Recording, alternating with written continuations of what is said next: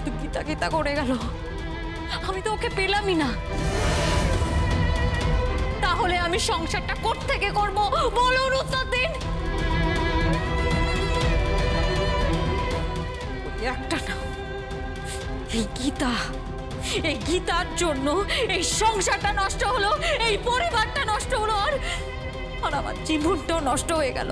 চুপ করো তুমি, একদম চুপ করো, একটা কথা বলবে না। গিনি বৌদি যা বলছে সেটা তো একদম ভুল কথা বলেনি। গিনি বৌদি যা বলছে সেটা তো ফ্যাক্ট। আর ও নিজের ফিলিংস কারোর সাথে শেয়ার করবে না, নিজের দুঃখের কথা কাউকে বলবে না। হ্যাঁ, ওর তো শেয়ার করার অধিকার রয়েছে, ও তো এই বাড়ির বউ। তাছাড়া ও তো সকলের সামনে দাঁড়িয়ে কথাগুলো বলছে। ওর হয়ে তো আর কেউ বিচার করে দেয়নি।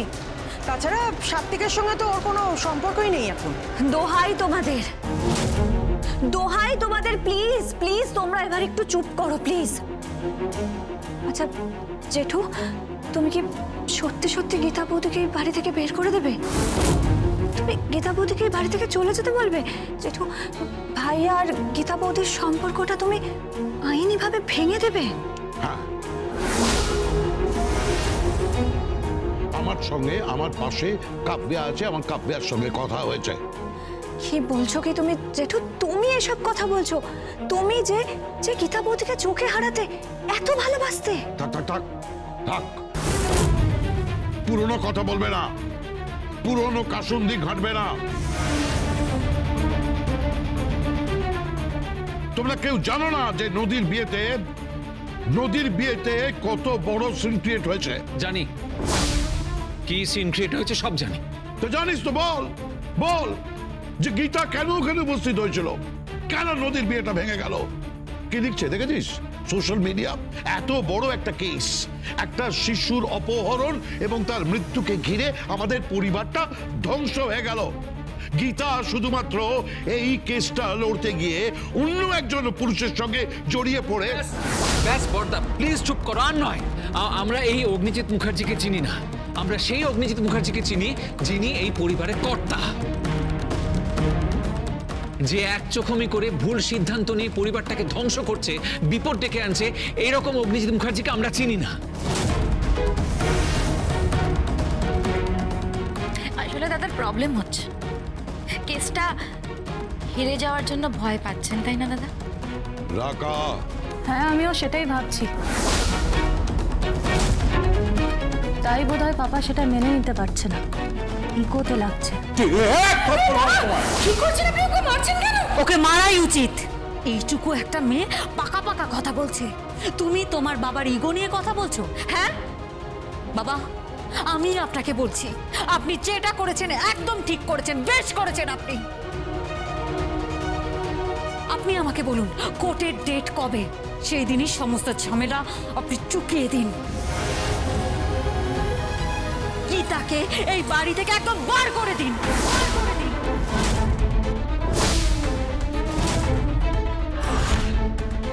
গীতা বাড়ি থেকে বেরোবে না।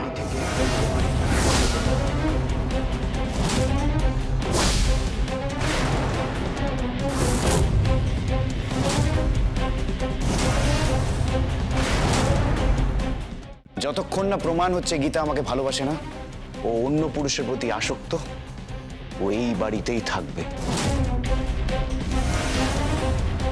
আর যদি বেরিয়ে যায়, ওর হাত ধরে ছায়ার মতন থাকবে এই স্বস্তিক মুখার্জি। স্বস্তিক? হ্যাঁ। তুই কি বলছিস? হ্যাঁ ও বলবেই, কারণ ও গীতা বৌদিকে ভালোবাসে, আর সেটাই স্বাভাবিক, এটা ওর কর্তব্য। ছোটদা,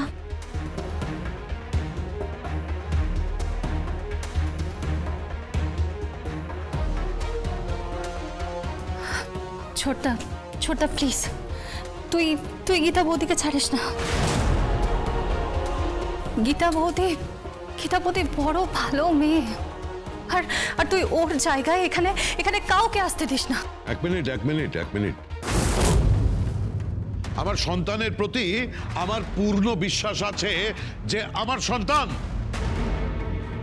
সন্তান আমার কথা অগ্রাহ্য করবে না। আর গীতা যদি প্রমাণ করতে পারে যে সে নির্দোষ, গীতা যদি প্রমাণ করতে পারে সে নিরপরাধ, সে এই সংসারে ফিরে আসতে পারে, আমার কোনো আপত্তি নেই। কিন্তু পারবে না। কোর্টে এবার যে ঘটনাটা ঘটবে সেটা খুব একটা বাজে ঘটনা ঘটবে। কোর্টে দাঁড়িয়ে একজন শ্বশুর মশাই তার পুত্রবধূর সম্বন্ধে এমন মন্তব্য করবে যে সেটা হয়তো অনভিপ্রেত, সেটা হয়তো একেবারেই মানায় না, কিন্তু তবুও তাকে করতে হবে, আইনের স্বার্থে করতে হবে, কেসটা জেতার জন্য করতে হবে। আর এই কেসটা কোনোভাবেই গীতা জিতবে না। গীতাকে এই কেসটা হারতে হবে। এক মিনিট,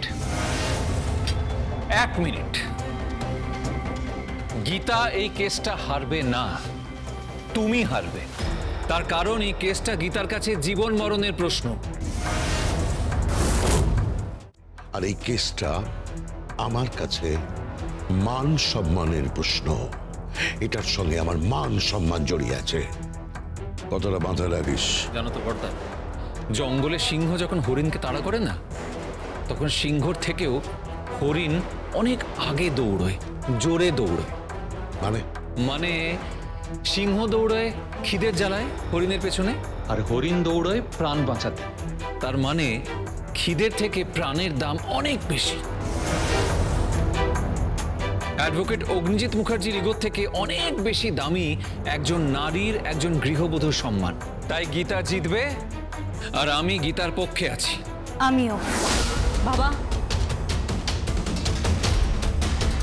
আমি আপনার পক্ষে আছি। আর আপনি ভাববেন না বাবা, এই কেসটা আপনি জিতবেন।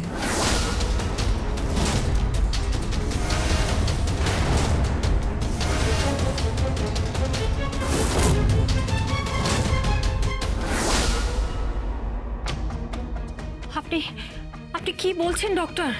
দেখুন, কোনো উপায় নেই। আমি অনেক ট্রাই করেছিলাম, কিন্তু কিচ্ছু করার নেই।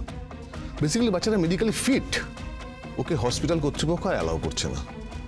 আর দেখুন, বেসিক্যালি এই ঘটনাটা সম্বন্ধে, মানে কেসটার সম্বন্ধে অনেকেই জানেন, তাহলে কেউ রিস্কটা নিতে চাইছে না, ইভেন কি হসপিটালও না। যদি অনাবশ্যক ঝামেলা কিছু হয়। প্লিজ প্লিজ ডক্টর, আমি এখন ওকে নিয়ে কোথায় যাব?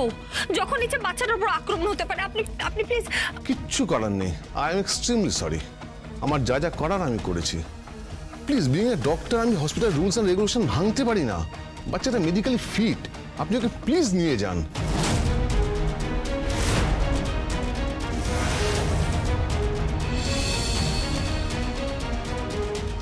ওকে, সরি ডক্টর, আপনাকে বিরক্ত করার জন্য সরি।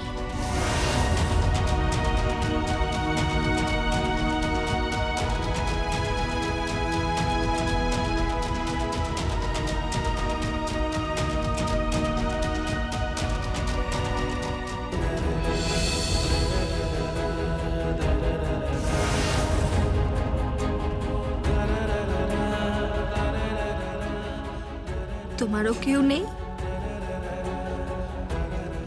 আর আমারও কেউ নেই।